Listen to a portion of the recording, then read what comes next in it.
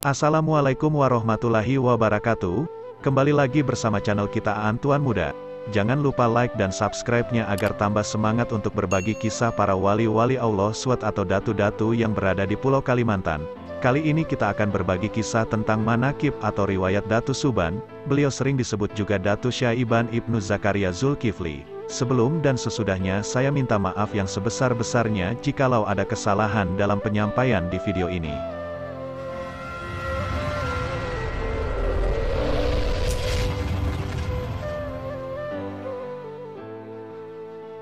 Bismillahirrohmanirrohim.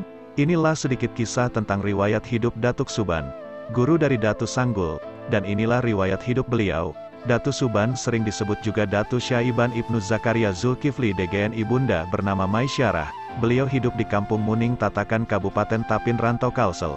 Beliau selama hidupnya memiliki martabat tinggi dan mulia, ramah dan paling disegani yang patut diteladani oleh kita sebagai penerus dan pewaris yang hidup di abad modern ini. Datu Suban adalah guru dari semua datu orang Muning. Datu Suban adalah seorang yang ahli ilmu tasawuf. Beliau juga ahli dalam bidang ilmu lain seperti ilmu taguh, kebal, ilmu kabariyat, ilmu berjalan di atas air, ilmu ma'ali rupa, ilmu pandangan jauh, ilmu pengobatan, ilmu kecantikan, ilmu falakiyah, ilmu tauhid dan ilmu firasat serta masih banyak lainnya. Wallahu alam. Datu Suban juga memiliki 13 murid yang datang kepada beliau untuk menimba ilmu. Adapun nama-nama murid beliau yaitu Datu Murkat, Datu Taming Karsa, Datu Niang Talib, Datu Karipis, Datu Ganun, Datu Argih, Datu Ungku, Datu Labaiduliman, Datu Harun, Datu Arsayana, Datu Rangga, Datu Galudiang Bulan, dan Datu Sanggul. Datu Suban juga dikenal sebagai seorang wali Allah yang memiliki karamah kasyaf. Beliau jugalah yang dimampukan Allah membaca dan mengajarkan kitab Barencong. Kitab Barencong ini beliau dapat dari Datu Nuraya yang membawa kitab tersebut, ketika saat itu datang kepada Datu Suban. Namun, pada saat itu juga Datu Nuraya pulang ke rahmatullah. Setelah Datu Suban mempelajari kitab Barencong lembar demi lembar hingga selesai, isi kandungan dari kitab Barencong terdapat banyak berbagai ilmu yang mencakup ilmu keduniaan dan ilmu untuk akhirat. Salah satu karamah Datu Suban adalah mengetahui datangnya waktu beliau pulang ke rahmatullah.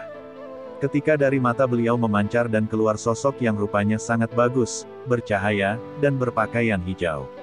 Ini pertanda bahwa 7 hari lagi beliau akan berpindah alam. Setelah itu 4 hari kemudian dari badan Datu Suban mengeluarkan cahaya amat terang berwarna putih, besarnya sama dengan tubuh beliau dan harumnya semerbak. Ini pertanda 3 hari lagi beliau akan meninggalkan dunia yang fana. Dan menjelang mendekati waktu beliau pulang ke hadirat Allah, beliau memanggil seluruh murid beliau dan mengatakan sesuatu. Murid-muridku yang kucintai, kalian jangan terkejut dengan panggilan yang mendadak ini, karena pertemuan kita hanya sampai di sini. Nanti pada waktu tengah malam lewat sekitar pada jam 1 aku akan meninggalkan dunia fana ini. Hal ini tidak bisa ditunda-tunda lagi, karena ketentuan Allah telah berlaku, ucap Datu Suban. Kemudian beliau membacakan firman Allah surah An-Nahl, ayat 61 yang artinya, apabila sudah tiba waktu yang ditentukan maka tidak seorang pun yang dapat mengundurkannya dan juga tidak ada yang dapat mendahulukannya. Setelah itu Datu Suban mengajak murid-murid beliau yang berhadir pada saat itu untuk berzikir bersama untuk mengantar kepulangan beliau kembali pada Allah. Kata Datu Suban lagi, semua murid dipimpin oleh beliau serentak mengucapkan zikir, Hu Allah. Hu Allah. Hu Allah.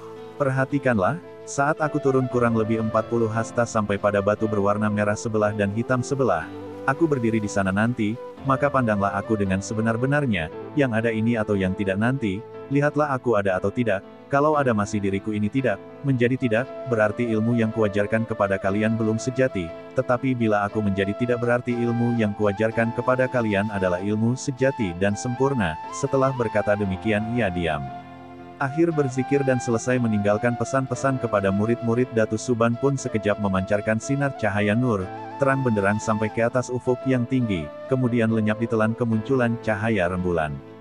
Murid-murid beliau yang menyaksikan kejadian itu, kemudian mengucap, Innalillahi wa inna ilaihi rajiun. Makam Datu Suban yang berada di Desa Tandui, Kecamatan Tapin Selatan masih terawat dan dijaga. Datu Suban dulu dikenal sebagai ulama ahli ilmu tasawuf, dan mengajarkan kepada murid-murid beliau. Demikian kisah singkat tentang riwayat Datu Suban. Apabila ada kesalahan dalam penyampaian di video ini mohon maaf yang sebesar-besarnya. Assalamualaikum warahmatullahi wabarakatuh.